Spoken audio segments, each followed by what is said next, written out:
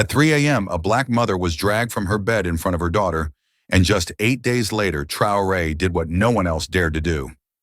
What would you do if a nation cast you out, but a stranger built you a home? At 6:04 a.m., the knock wasn't loud. It was sharp, precise. 3 taps, a pause, then 2 more like someone following a rhythm they'd practiced 100 times before. It was the kind of knock that didn't ask to be answered. It expected obedience. Aisha froze in the kitchen. The kettle was just beginning to hum on the stove, its steam curling like a whisper into the dim light of the morning. Her hand mid-reach for the tea bag began to tremble. Another knock. Harder, faster. From the hallway, a soft voice broke the silence. "Mom! Someone's at the door!" It was her daughter Lena, 8 years old, clutching the edge of the curtain by the living room window. Her small fingers parted the fabric just enough to peek outside. Then came the words no mother should ever hear. "Why are there men with guns?" In our yard, H's heart dropped. She didn't answer, didn't move. For a moment, it felt like her body had abandoned her, like she'd become a shell watching herself from outside. The door opens.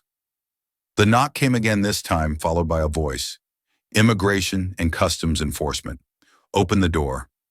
Aisha walked to the door like it wasn't really her walking. Her bare feet against the tile floor felt cold, unreal. She glanced back once at Lena, whose wide eyes were now brimming with tears, lips trembling. The door opened with a creak that seemed to echo through every corner of her life. 2 officers, ice-cold faces, bulletproof vests. They didn't shout. They didn't threaten.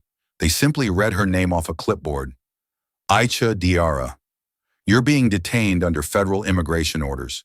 No chance to explain. No court date. No time to even pack Lena's school bag. Aisha whispered, "Please." I didn't do anything wrong. But their faces remained as still as the dawn fog outside. One of them nodded at the child. "Is this your daughter?" Lena stepped back. Her stuffed bear, the one with the torn ear Aisha had sewn 3 times, dropped to the floor with a soft thud. Aisha knelt down, held Lena's face in her hands. "My love, everything will be okay. Listen to me. Be strong.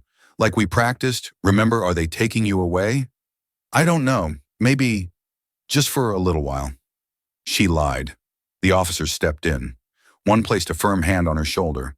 The other turned to the hallway, muttering something into a walkie. A glimpse of who she was. As they escorted her out, neighbors peeked through windows. One woman, Mrs. Lopez from across the street, clutched her chest in disbelief. Another shook her head. "She's not a criminal. She watches my grandkids every Saturday." Because Aisha was the community's anchor. She'd opened a small daycare in the apartment complex 5 years ago. Every child knew her voice, her songs, her warm rice with peanut stew. She knew which mothers were working double shifts. She'd taught one single father how to tie his daughter's hair. And yet none of that mattered this morning.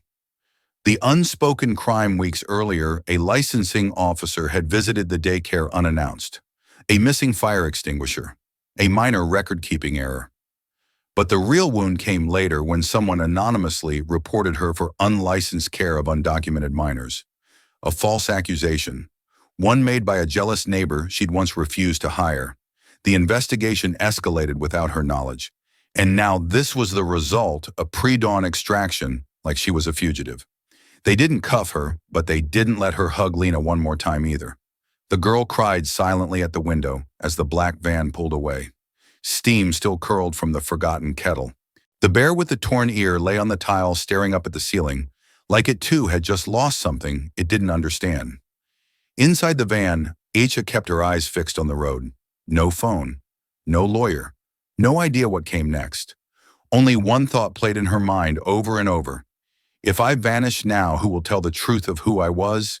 She didn't know it yet, but someone across an ocean had already begun preparing a place for her return. And his name was TRAORÉ. The van finally stopped after hours of silent driving through gray highways and shuttered industrial zones. Aisha stepped out into cold air and concrete.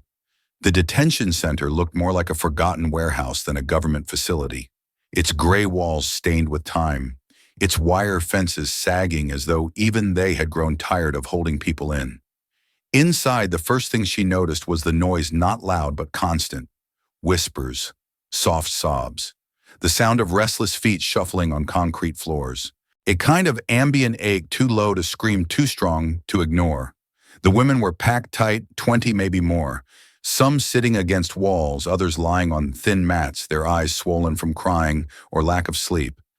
The air smelled of metal bleach and worry. There were no clocks, no windows. Time existed only in the rhythm of food trays and roll calls. Aisha was led into a corner cell and given a blue blanket and a plastic cup. No explanation, no orientation, just a nod from the guard and a lock behind her. She sat beside a woman rocking gently, whispering to herself in a language Aisha didn't recognize. On the opposite wall, a teenager, maybe 16, stared blankly at the floor, her arms wrapped tightly around her knees. Her shoes were missing. That night, a pregnant woman collapsed while walking from the bathroom.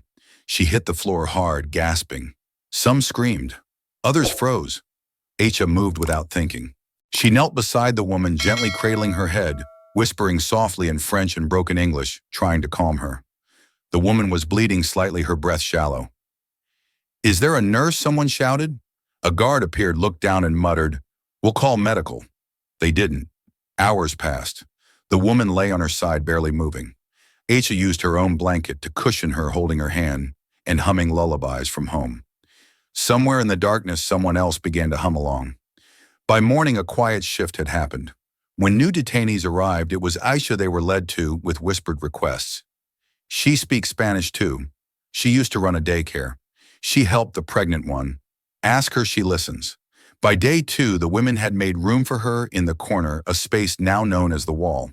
Not because it divided, but because it held people up. One night as the lights dimmed, a woman sat down beside her, tall, weary eyes ringed with shadows.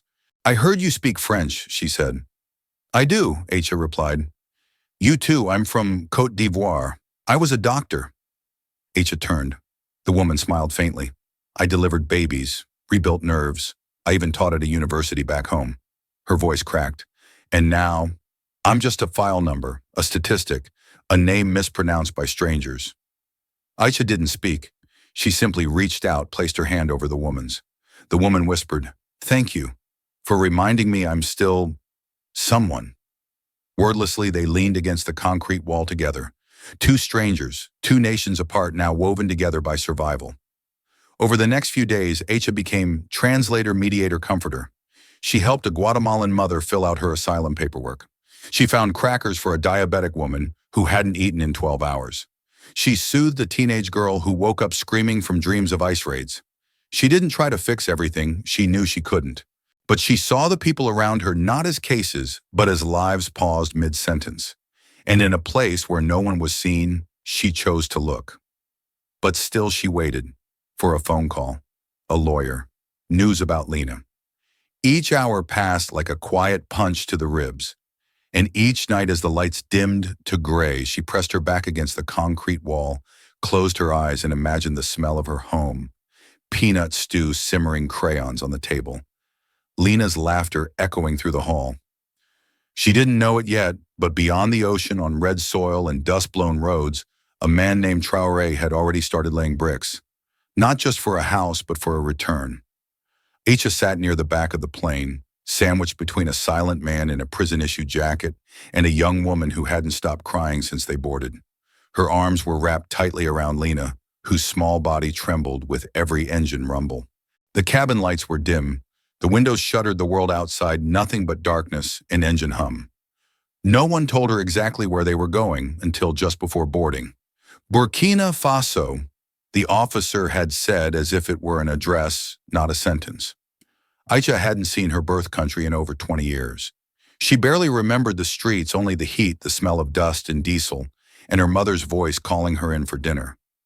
Now she was returning not as a visitor, not with luggage or hope, but as cargo.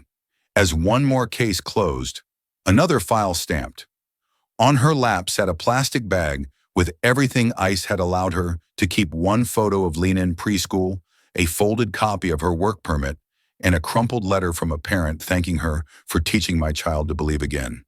She clutched that bag like it contained her entire life, because in a way it did.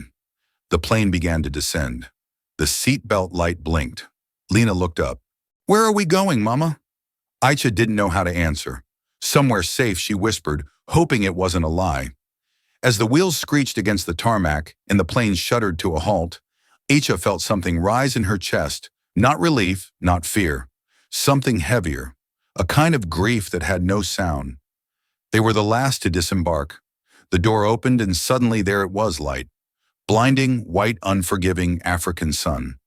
It poured through the airplane door like a flood of memory and finality. The kind of light that didn't comfort, it exposed. She squinted, blinked hard, stepped forward. Her shoes touched the stairs. 1, 2, 3 steps down. Lena gripped her hand, and with each step, Aicha felt her old life peeling away the daycare. The morning tea, the parent-teacher meetings, the sound of her daughter speaking English with a Texas accent.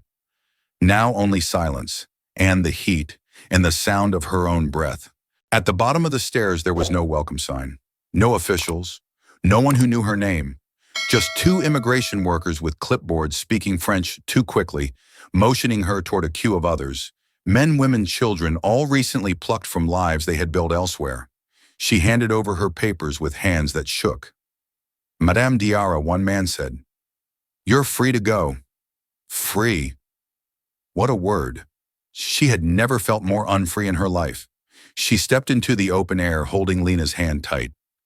All she had was a name no one remembered, a passport that had expired years ago, and a daughter who kept asking when they were going home. She didn't know it yet, but home was about to find her in the form of a man she'd never met, wearing no uniform, bearing no flag, but carrying something far more powerful, dignity.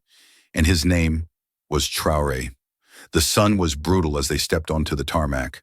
Aicha squinted, her arm wrapped tightly around Lena, who blinked against the light, her hair sticking to her damp forehead. Around them, other deportees began to shuffle down the stairs in uneven clusters, each carrying a plastic bag of remnants, lives reduced to documents and disappointment. Ahead of them was a boy no more than 7, gripping a toy car, its wheels long broken. He moved slowly, glancing nervously at the faces of immigration staff waiting below. When his sandal caught the edge of the final step, time seemed to halt. He tumbled forward. It was not a dramatic fall, just enough to make him cry out and send the toy cars skittering across the hot pavement. Gasps shot through the air. A few photographers in the press area raised their cameras instinctively. A small shriek came from his mother behind him, but before he hit the ground, a blur moved from the sidelines. A man in a simple green shirt and brown trousers, no uniform, no entourage, broke through the line and caught the boy mid-fall, one arm under his back, the other steadying his legs. The boy burst into tears, burying his face into the stranger's chest. Everything froze for a beat. No one moved. Not the security officers, not the press. Even the mother stood still, mouth open. Only the clicking of a single camera shutter dared to break the silence.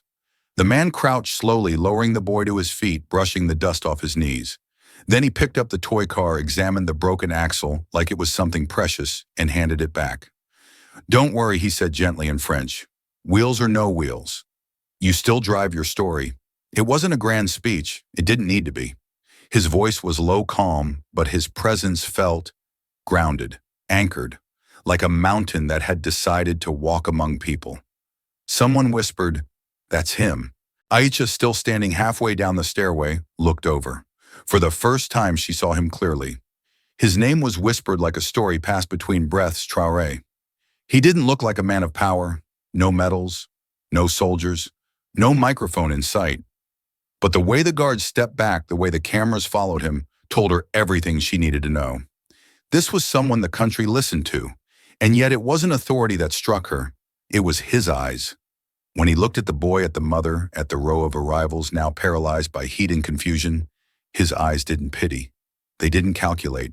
They recognized. Aicha hadn't seen that kind of look in years, maybe never. Not in courtrooms, not in detention, not in the rushed handover by ICE or the border official who called her by the wrong name twice. But this man looked at people like they were whole, not broken, not reduced, seen. TRAORÉ walked toward the group, slowly offering a hand to the boy's mother. She took it hesitantly, still stunned. "Welcome home," he said softly. Not the kind of home that was marked by flags or walls, but the kind spoken by someone who knew what it meant to lose everything and still offer something. Aicha swallowed hard. The lump in her throat surprised her. She looked down at Lena, who was staring wide-eyed at the man as if he were a superhero with no cape.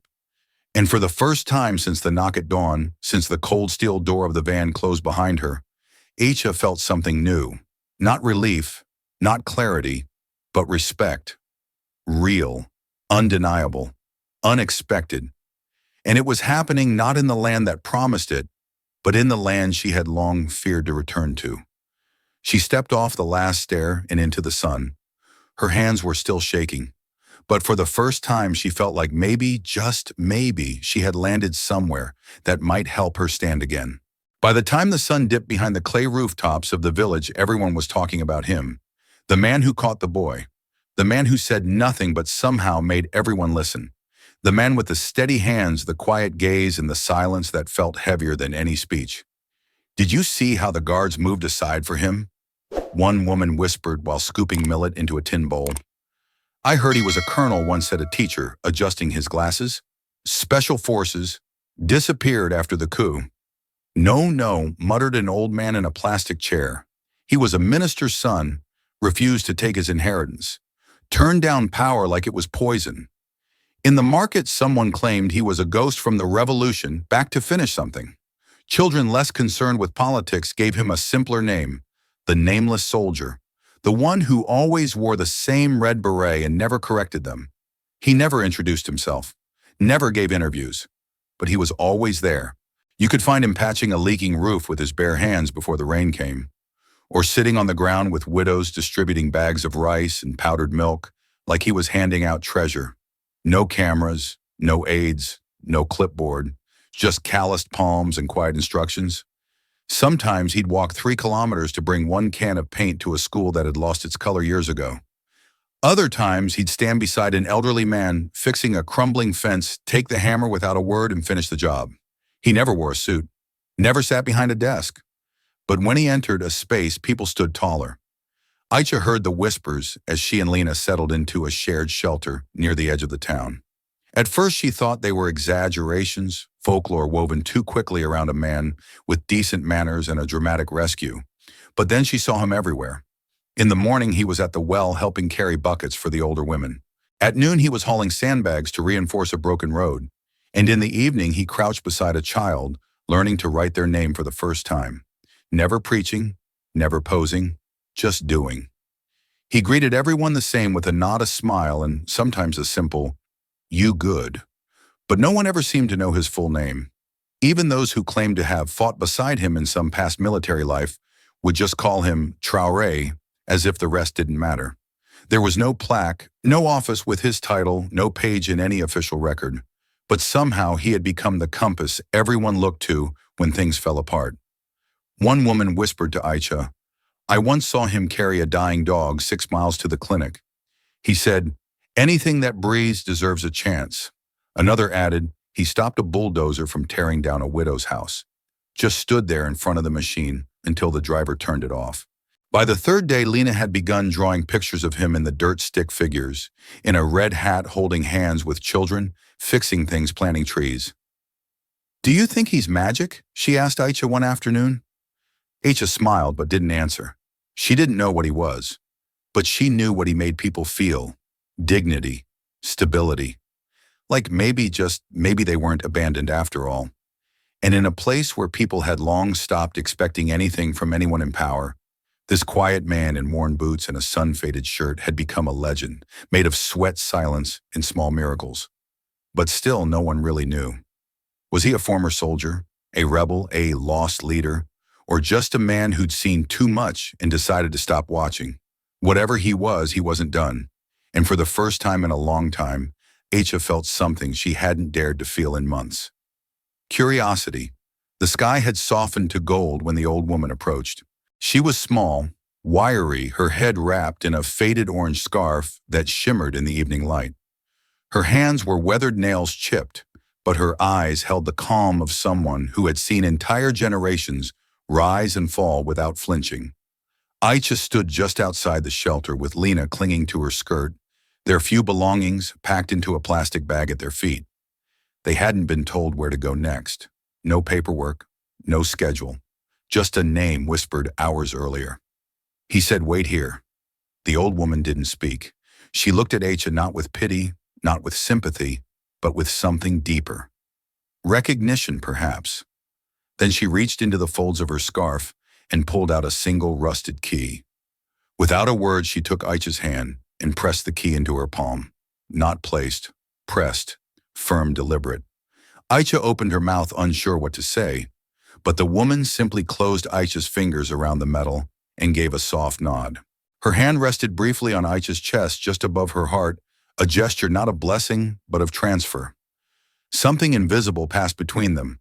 Then she turned and walked away, sandals tapping gently against the earth, disappearing into the warm orange haze of the village edge. Aisha stood there, stunned, fingers still curled around the key. It was heavier than it looked, not just metal, but memory, trust, and the weight of having been seen and chosen. In the distance, standing by a mango tree near the well, TRAORÉ watched. He didn't wave. He didn't approach. He only gave her a nod, not the kind of nod that seeks thanks, but the kind that says, "Now it's yours."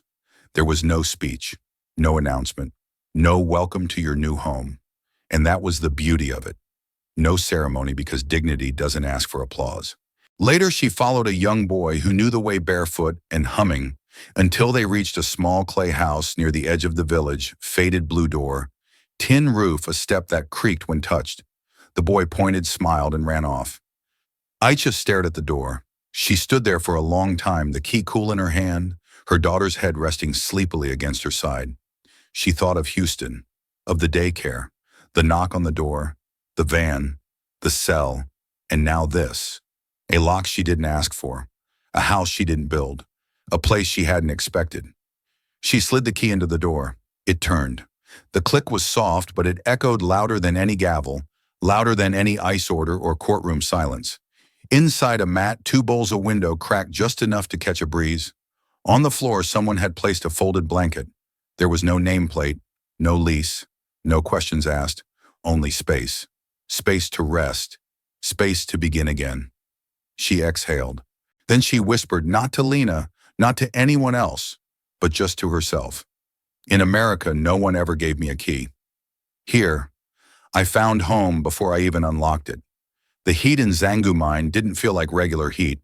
It clung to the skin like glue, seeped into your lungs like dust, and baked the earth so hard that even the shadows cracked.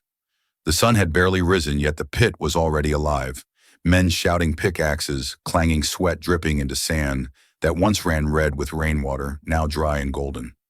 Isuf stood at the edge, adjusting the strap of his camera and wiping dust from the lens. He had been there for 3 days, moving carefully, capturing moments without disrupting them. Most people thought he was just another subcontractor, someone's nephew with a camera. That was how he liked it. He had seen things he couldn't unsee, but what haunted him most were the children. Today they were digging along the lower ridge of the pit, small figures with bare feet, calloused hands, and expressions far too old for their bodies. Some carried broken pans, others hammered into dry veins of earth with tools too big for their wrists. One girl, no older than Lena, caught his eye. She moved slower than the others. Her braid was unraveling, her shirt torn at the collar. She kept wiping her face with the back of her hand, smearing mud and sweat together. She hadn't spoken in hours, just worked. Suddenly she staggered. No one noticed at first. Her hand trembled as she tried to lift the pan again. She took one step, then another, then collapsed face first into the dirt. Isuf lowered the camera. For a moment no one moved. Then a supervisor in mirrored sunglasses turned, squinted, and shouted something in French.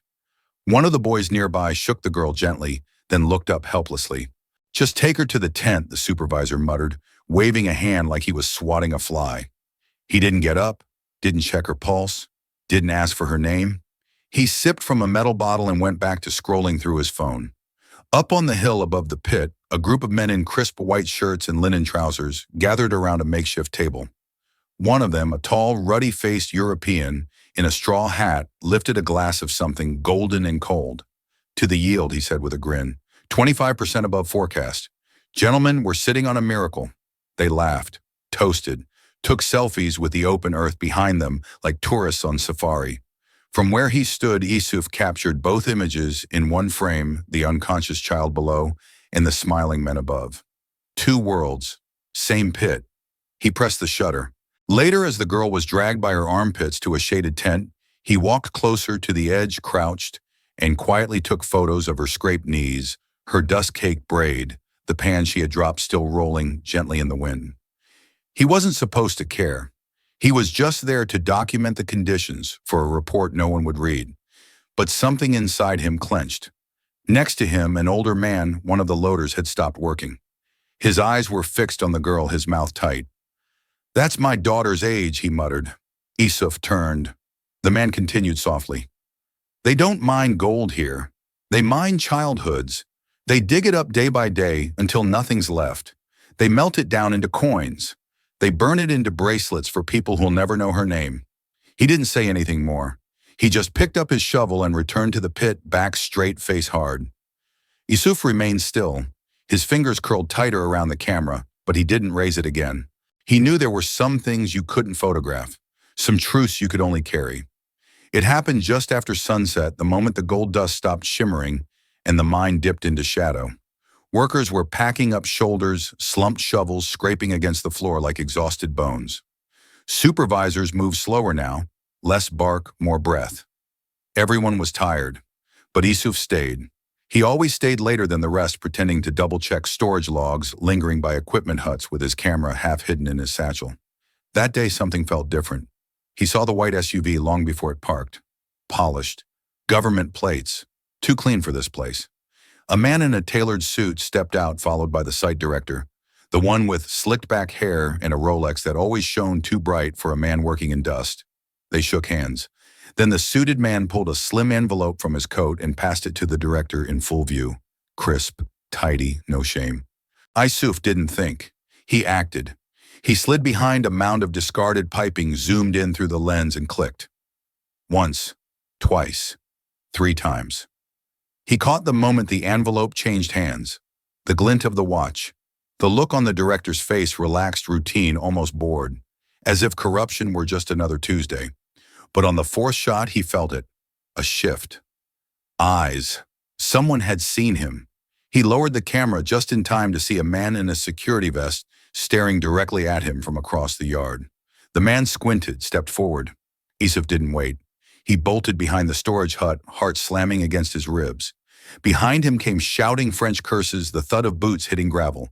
He sprinted toward the far edge of the pit where the ground dipped low and the dirt turned soft. There beneath a half-buried tire, he dropped to his knees and clawed at the soil. No time, no second thoughts. He yanked the memory card from the camera, wrapped it in a piece of cloth, and jammed it into the hole. Covered it fast. Pressed the earth flat with his palm. By the time the guards reached the area, he was walking calmly toward the mess tent camera, slung casually over his back. One of them grabbed his arm. "What were you doing fixing my tripod?" Why, they searched him. Nothing. Not even a spare lens. Eventually, they let him go, annoyed, not convinced but unwilling to make a scene. That night, Isuf didn't go home. He circled back through dry fields and thorn brush, avoiding the roads, the checkpoints, the eyes. By the time he reached the village outskirts, the moon had risen and the sky turned deep blue. The house where he stayed had one light on, but he didn't approach it.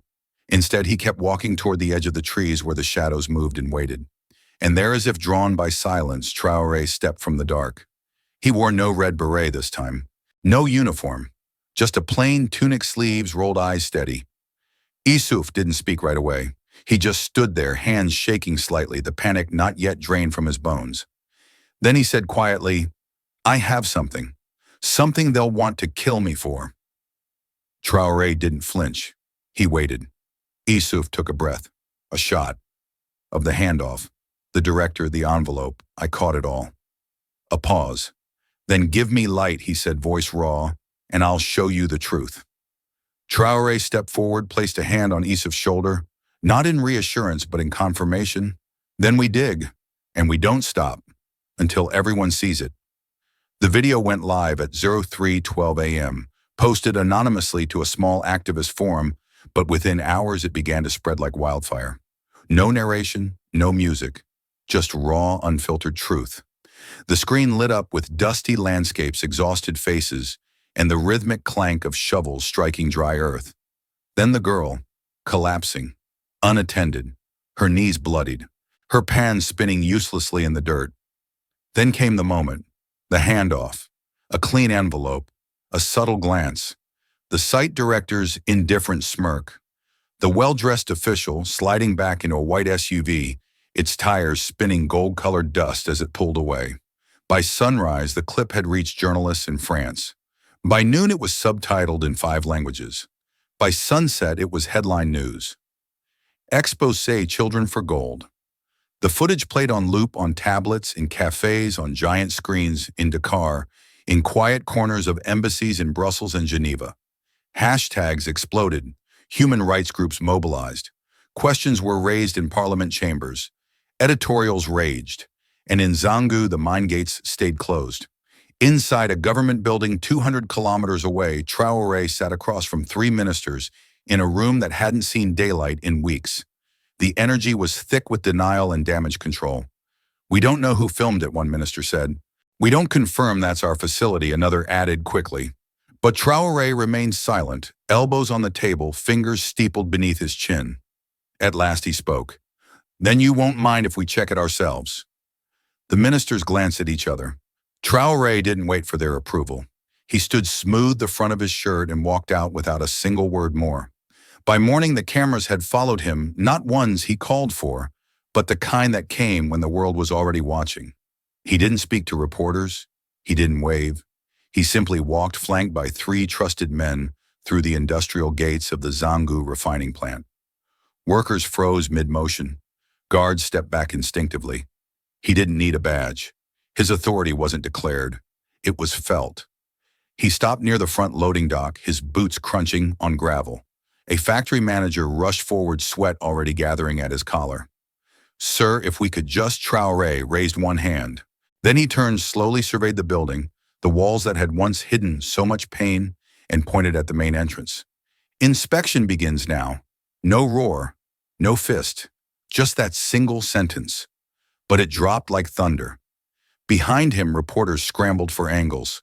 Inside, phones rang and feet rushed to sweep away the evidence. Too late. The truth had already been seen. And from the moment that footage reached the world, nothing, not gold, not silence, not excuses, could cover it up again. The room was grand, too grand for a girl who still had red dust in her shoes. The National Assembly Hall was a place built for speeches, deals, and declarations. It echoed with the sounds of law, formal, careful, rehearsed. But today, something different was about to rise from the floor. Zulika, age 11, stood behind the wooden podium, her feet barely reaching the base, her fingers curled tightly around a sheet of paper. The microphone was adjusted twice.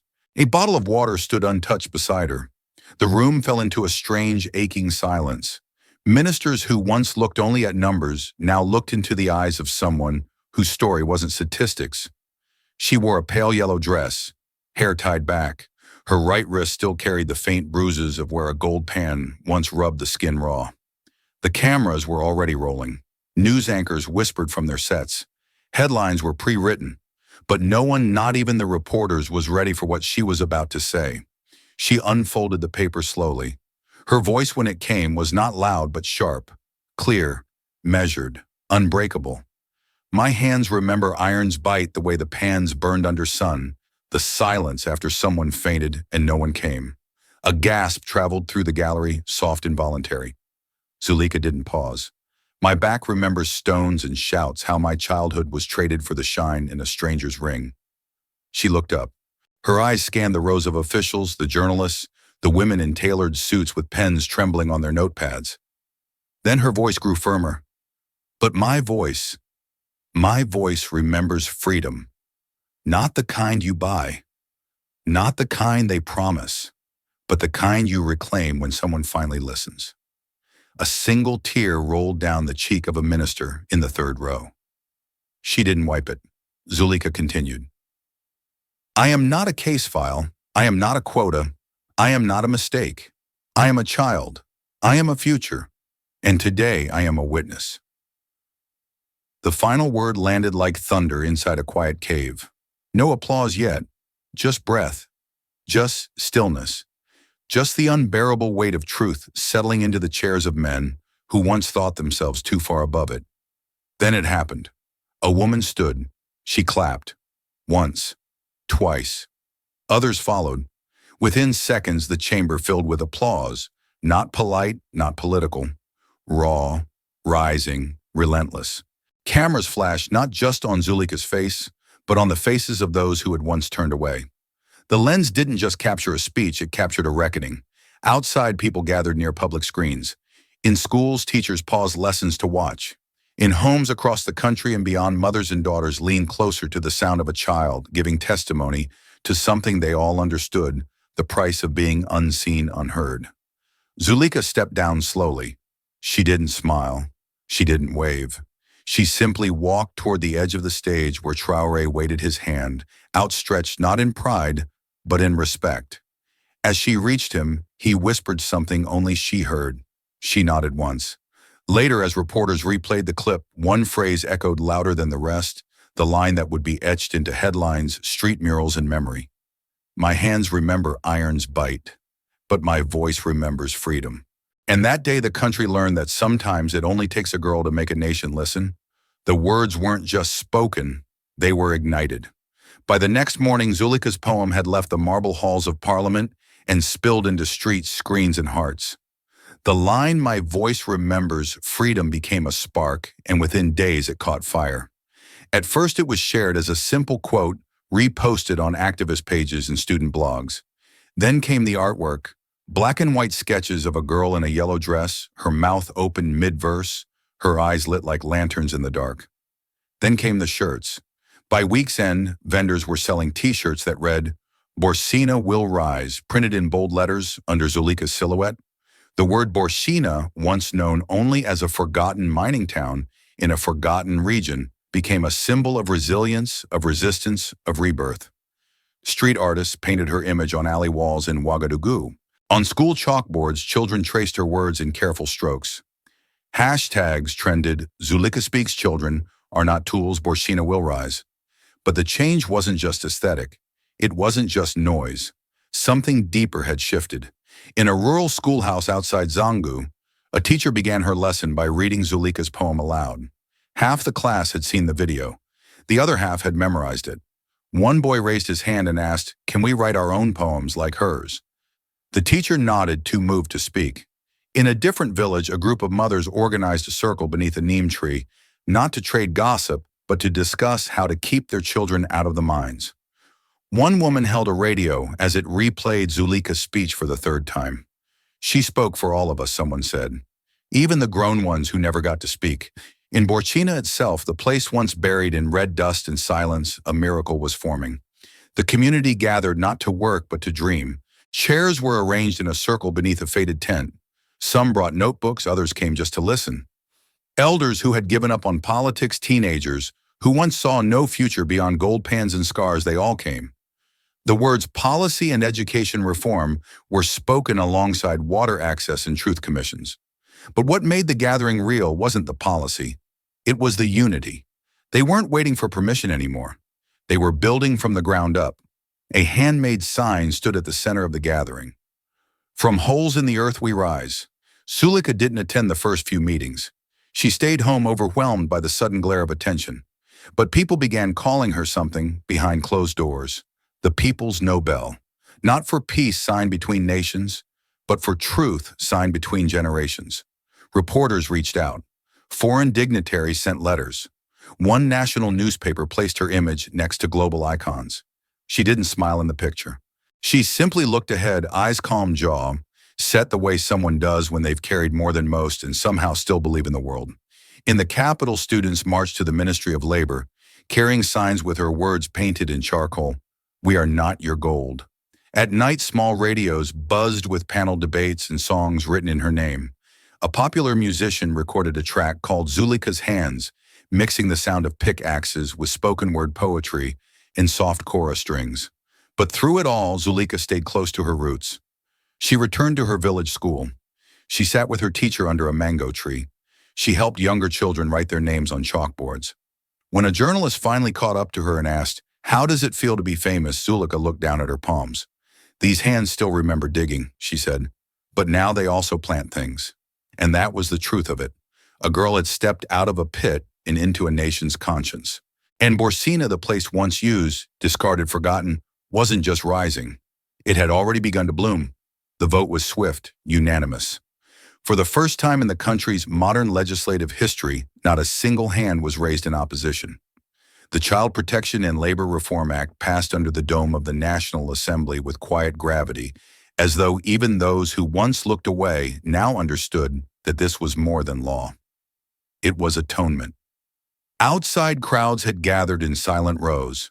No shouting, no chants, just presence bodies standing shoulder to shoulder as if to say, "We are watching.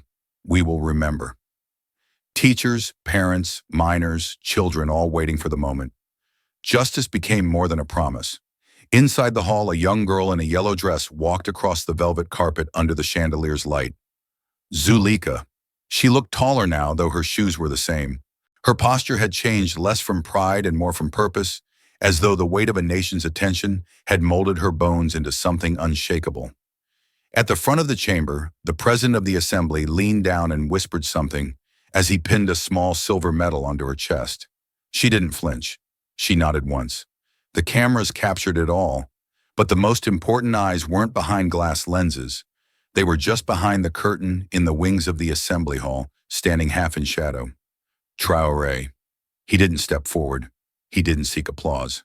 Instead, he remained just out of sight, one hand resting lightly on the velvet curtain, his gaze fixed on the girl he once saw rise from red soil and sorrow.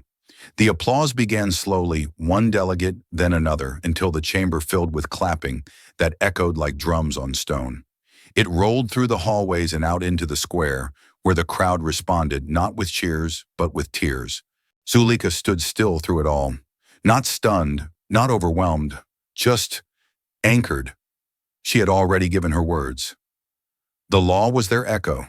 Later that evening, as the sun dropped below the rooftops and street lamps flickered on a broadcaster, recapped the day's events. Their final line was soft, almost reverent. Some revolutions begin not with fire, but with a stanza.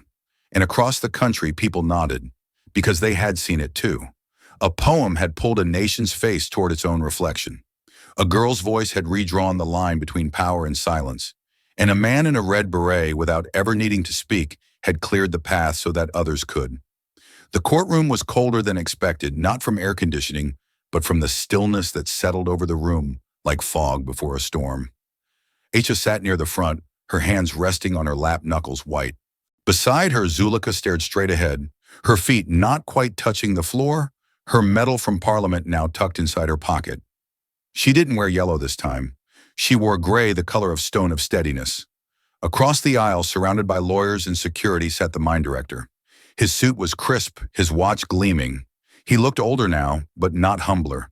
He leaned back in his chair like it was a throne jaw, clenched fingers, tapping rhythmically against his knee. The judge entered. Cameras clicked. Pens scratched. But the room held its breath for what came next. A screen lowered. The lights dimmed. And the first image appeared. A girl collapsed in the dust, her pan still spinning. No one helping. Another frame. A hand raised, a slap. Sharp, sudden, captured. Then the girl's face, not in pain, but in something worse. Resignation. Gasps echoed across the chamber. Even some of the defense attorneys looked down. Then the next clip. The handoff. The envelope. The director's smirk. The prosecutor said nothing for a long moment. Let the silence do the work. Let the images speak. And they did. They screamed.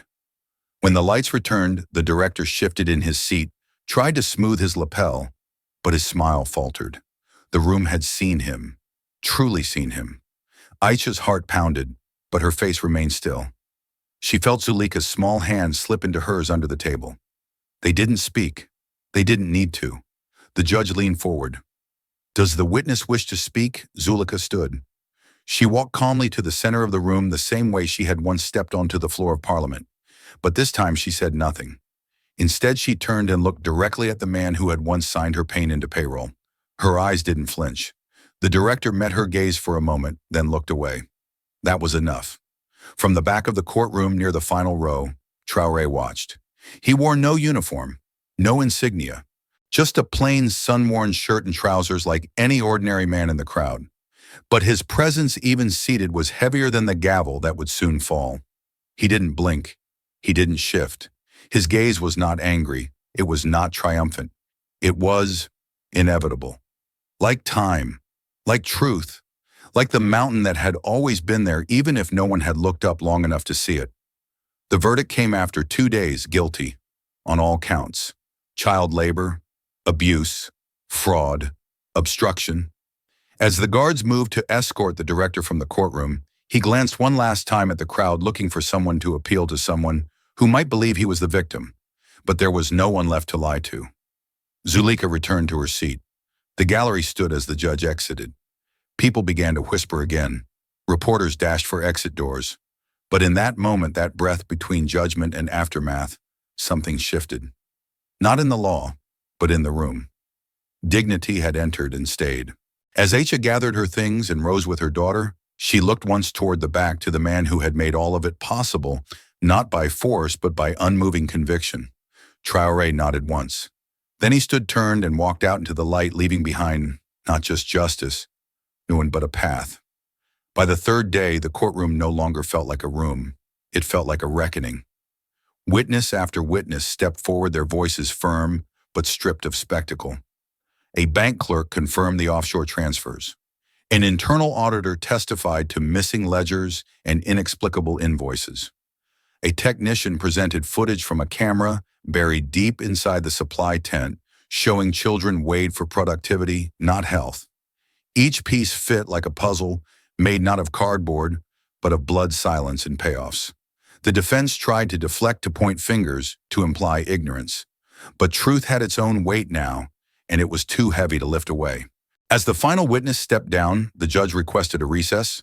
The courtroom emptied into quiet hallways buzzing with tension. Reporters whispered into microphones. Activists paced. Families held each other's hands tightly without speaking. In the square outside, a group of schoolchildren had gathered, many wearing yellow ribbons, in quiet solidarity with Zulika.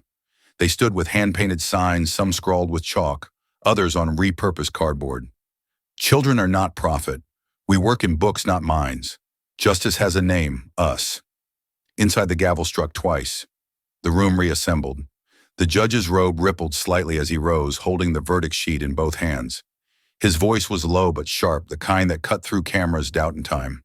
After full review of the evidence, after testimony from 15 witnesses and 2 independent investigations, this court finds the defendant, the former director of the Zangu Mining Consortium, guilty on all charges. A gasp swept the room, followed by a stillness so deep it felt sacred. The director didn't move. His jaw twitched. His eyes darted to his lawyer, then to the gallery, but he found no sympathy, no escape. Then came the sound that no amount of wealth or title could muffle, the click of handcuffs. 2 officers stepped forward. Metal met wrist. Dignity dissolved. He was let out, not like a martyr, not like a scapegoat, but like a man finally carrying the weight of his choices. Aisha felt her breath return to her chest, as if she hadn't exhaled in weeks. Zulika squeezed her hand. From the back row, TRAORÉ remained seated, arms folded, gaze steady, not satisfied but solemn. He knew this wasn't the end.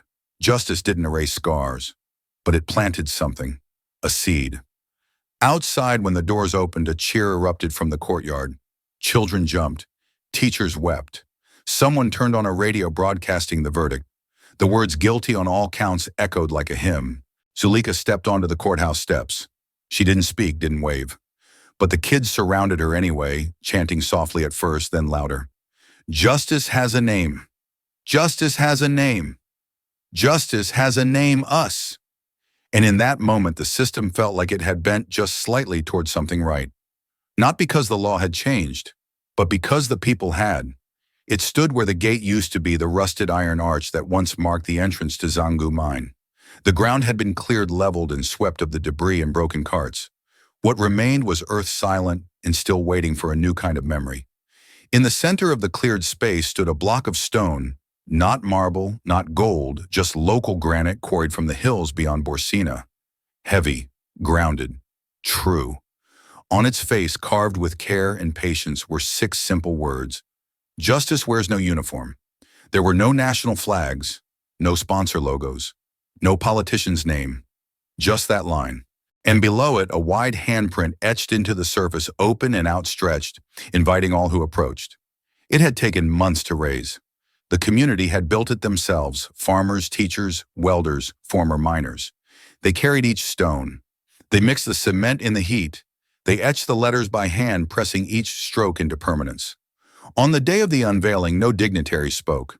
No speeches were made. The ceremony was not broadcast, but hundreds came. From nearby villages, from schools, from cities far beyond Borshina. Elders walked miles. Children came holding small flowers. Mothers held babies in slings and baskets of food. They gathered not in celebration, but in remembrance. Aisha stood among them, her hand resting gently on Zulika's shoulder. Isuf stood off to one side camera, lowered, choosing not to film this time. And in the crowd, quietly blending in with workers and neighbors, stood TRAORÉ, arms crossed, eyes fixed on the stone. No one introduced him. He didn't ask to be known. The plaque wasn't for him, it was for everyone. One by one, people approached the stone.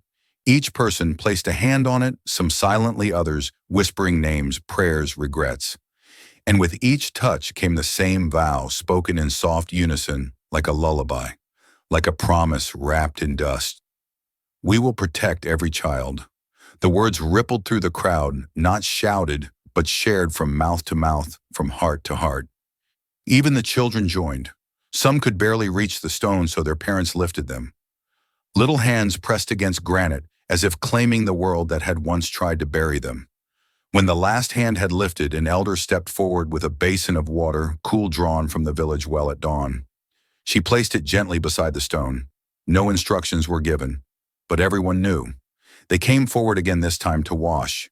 One by one, they dipped their hands into the basin. The dust ran off. The sweat, the stains, the memories. It wasn't just water, it was ritual. A washing not of guilt, but of grief. Not of shame, but of history. The sun began to dip. Light caught the edge of the plaque, casting long shadows toward the place where the tunnels once began.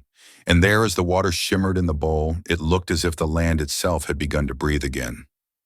Not forget, but forgive. The mountain was quiet, not silent, but quiet in the way a place becomes when it has finally been heard.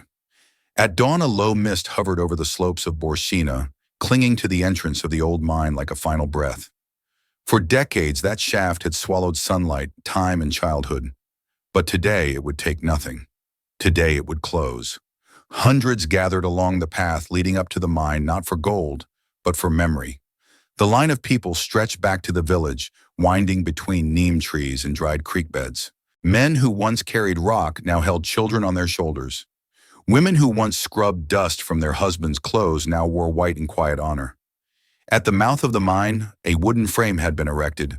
Upon it hung a simple metal sign, freshly bolted and gleaming in the morning haze, Museum of Resilience. There were no velvet ropes, no digital kiosks. Inside the tunnel, a new light system had been installed, soft bulbs embedded into the rock walls, illuminating what had once been darkness, so thick it felt permanent. TRAORÉ stood to one side, his arms behind his back. No speech prepared. He didn't need one. At exactly 9:00 a.m., a gong rang out, a deep, ancient sound that rolled across the hills like thunder without a storm. Once used to summon workers, today it served a different purpose. Finality, reverence, release. The old mine doors creaked slowly as they were pulled shut for the last time. Not sealed away, not hidden, just closed with care, like the last page of a painful chapter. People moved forward quietly. One by one, they entered the shaft, not to dig, but to remember. The inside had been carefully preserved. Helmets still hung on rusted nails. Pickaxes were mounted like artifacts. A narrow wooden board displayed photographs, Isuf's photographs, showing children with tired eyes and calloused hands side by side, with newer ones of the same children now smiling in classrooms. Each visitor walked slowly, their footsteps echoing softly in the tunnel's cool air. Some touched the walls, others whispered. And for many, the memory was not in the photos, it was in the dust, the scent of damp earth, the faint metallic taste that still clung to the air. Aisha paused near the center of the tunnel. She placed her hand on the stone where Zulika had once collapsed, now marked with a small plaque. Here lay the silence. Here rose the voice. She closed her eyes. Behind her, children moved through the corridor, not with fear or burden, but with curiosity. They stopped to read names, to trace carvings, to ask questions their parents were now ready to answer. And this perhaps was the museum's true power, not in what it displayed, but in what it invited: conversation, reflection, continuity. As the last group emerged from the tunnel, the sun had risen fully. Its rays touched the newly placed sign above the door, making the word resilience shimmer like gold, but not the kind that could be mined.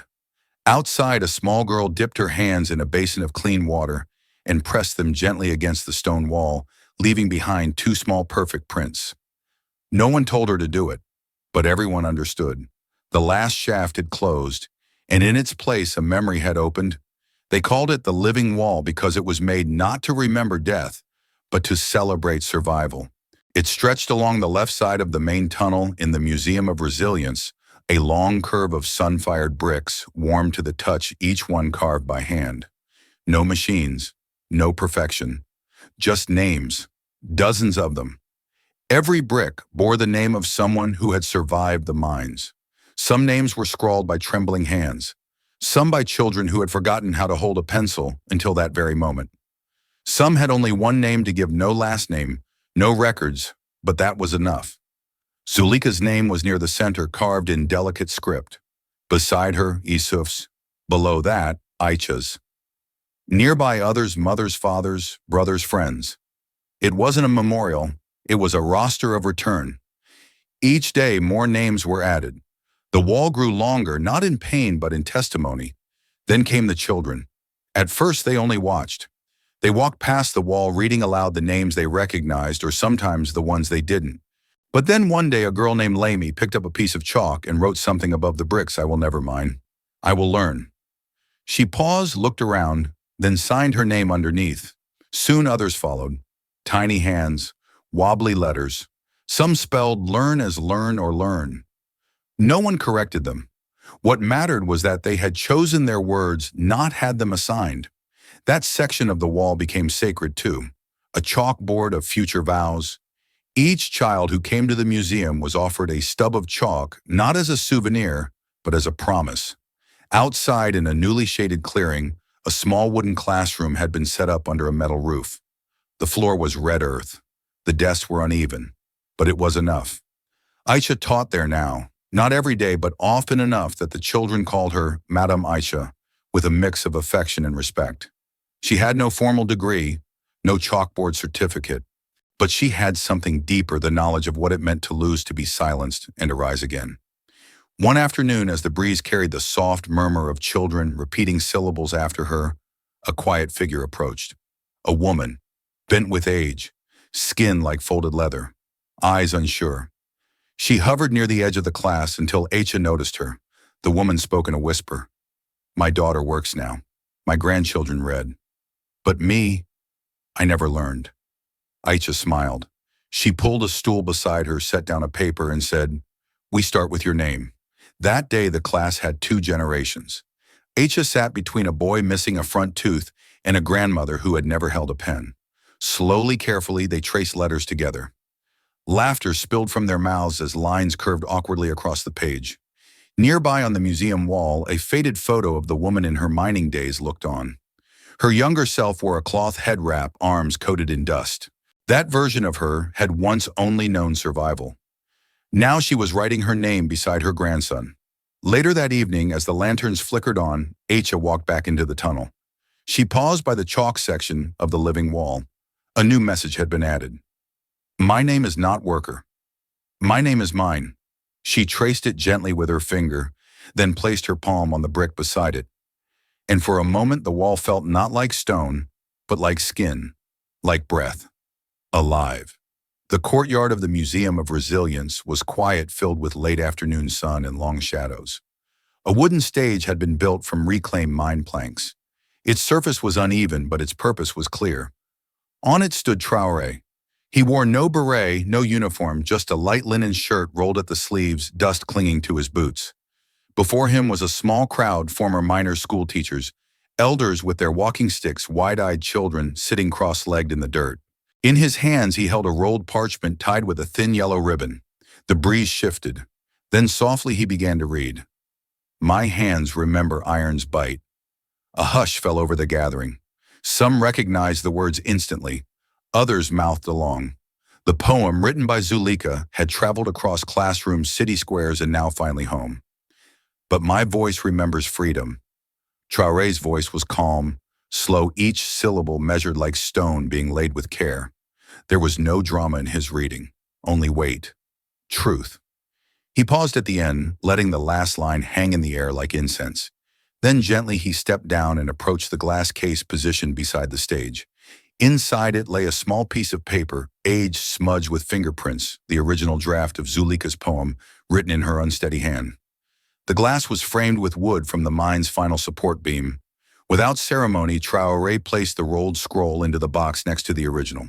He closed the case, click. Then he spoke quietly but with the strength of someone who had waited a lifetime to say these words. "We built laws with votes. We changed systems with evidence. But we found our strength in a stanza. And now we protect it. Not behind guards, not with power, but with memory and with meaning." The crowd listened, unmoving. Near the front, a young boy raised his hand, not out of disrespect, but as children do when curiosity overcomes caution. "Sir," he asked, "why this poem?" Traoré looked at him. A small smile tugged at the edge of his lips. He crouched to the boy's level and answered plainly, "Because these words grew wings.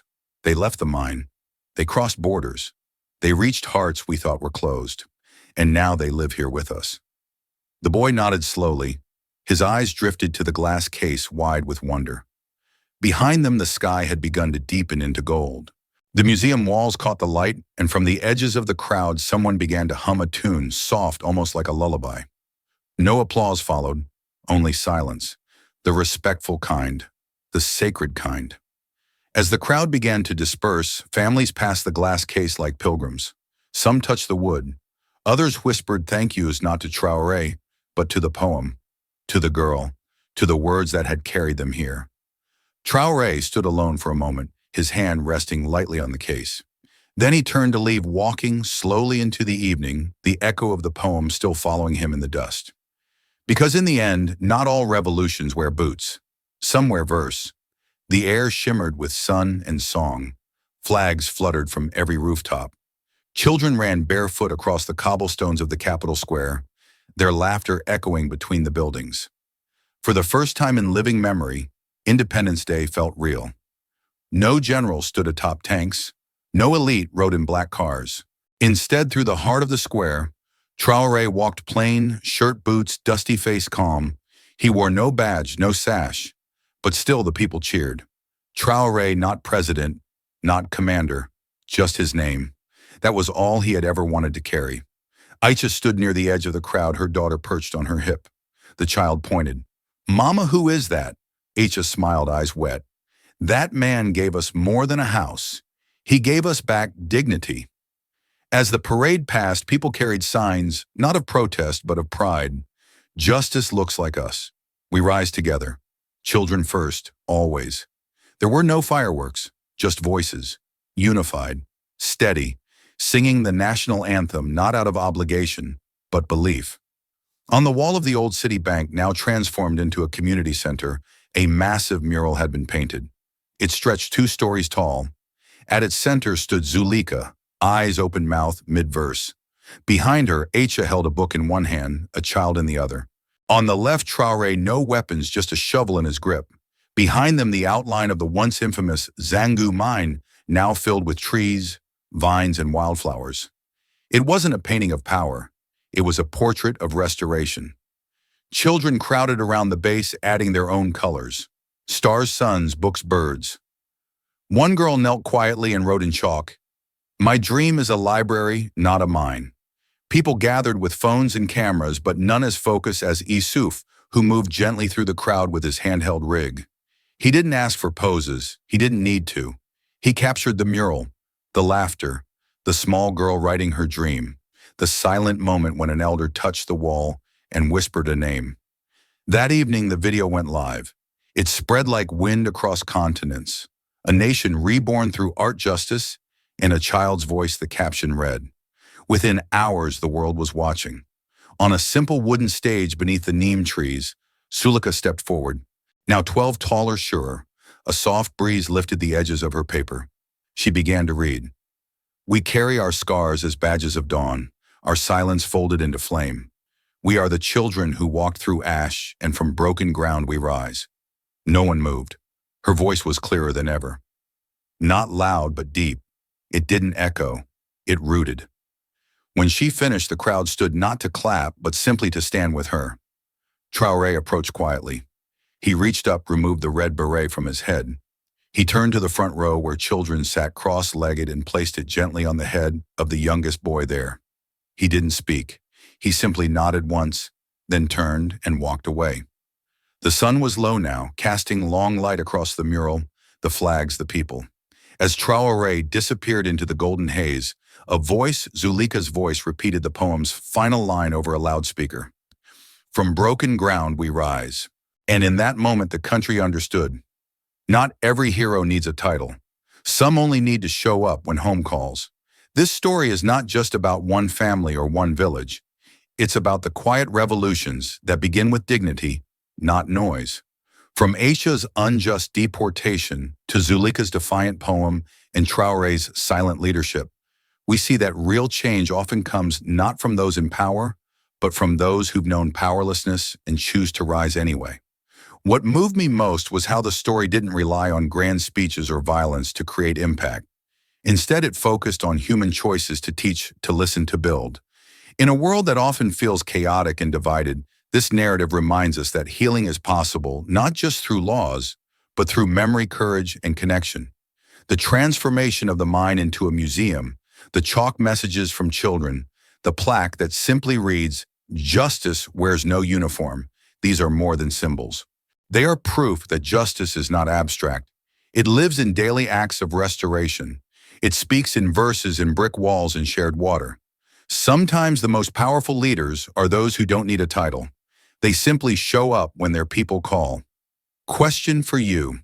Have you ever witnessed a quiet act of courage, something small but deeply human, that reminded you change is still possible? Share it below. You never know who you might inspire. If this story touched, you don't let it stop here.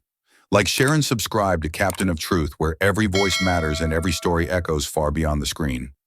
This story is a fictionalized and dramatized narrative created for educational, inspirational, and storytelling purposes.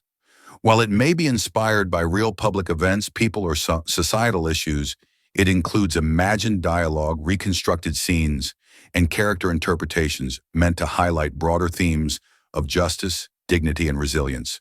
Any resemblance to actual events or individuals beyond public knowledge is purely coincidental. We do not intend to defame, mislead, or harm, but to invite reflection and meaningful conversation. Thank you for watching Captain of Truth.